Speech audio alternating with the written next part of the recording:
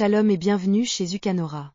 Aujourd'hui, je partage avec toi cet message de la nature qui me parle de Dieu. 1. Le jour et la nuit, la lumière de la grâce divine après les ténèbres des épreuves. Après une période difficile, Dieu apporte la lumière à ceux qui se confient en lui. Psaume 30 verset 6. Le soir arrivent les pleurs, et le matin l'allégresse. 2. La grossesse de 9 mois, les bonnes choses prennent du temps. Tout comme un bébé prend du temps pour être formé dans le ventre de sa mère, cela nous enseigne la patience. Les bénédictions et les promesses de Dieu se réalisent en leur temps. Ecclésiaste 3 verset 1. Il y a un temps pour tout, un temps pour toute chose sous les cieux. 3. Le pommier, la croissance progressive. Une graine plantée met du temps à germer, grandir et porter du fruit. De même, notre foi et notre relation avec Dieu peuvent se développer avec le temps, à condition que nous les entretenions avec persévérance. Psaume 5 verset 4. Éternel, au matin, ma voix se fait entendre, car, dès le point du jour, je me présente à toi, et puis j'attends. 4. Les lépidoptères, la transformation.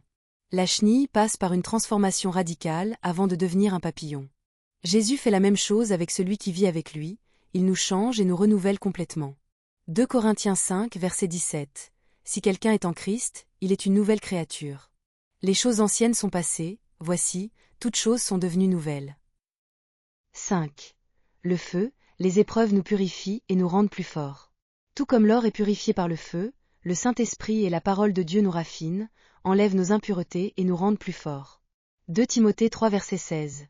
Toute écriture est inspirée de Dieu, et utile pour enseigner, pour convaincre, pour corriger, pour instruire dans la justice. 6.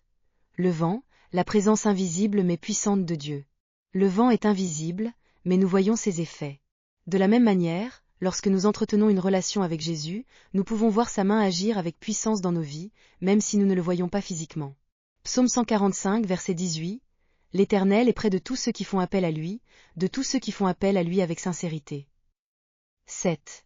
Les vagues de l'océan, la fidélité et l'amour inébranlable de Dieu.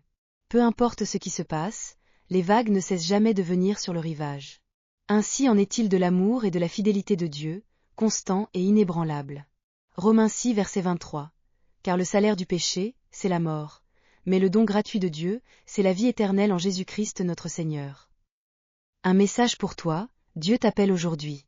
Chaque élément de la création reflète une vérité profonde. Mais la plus grande révélation que Dieu nous a donnée, c'est l'œuvre de la croix par Jésus-Christ.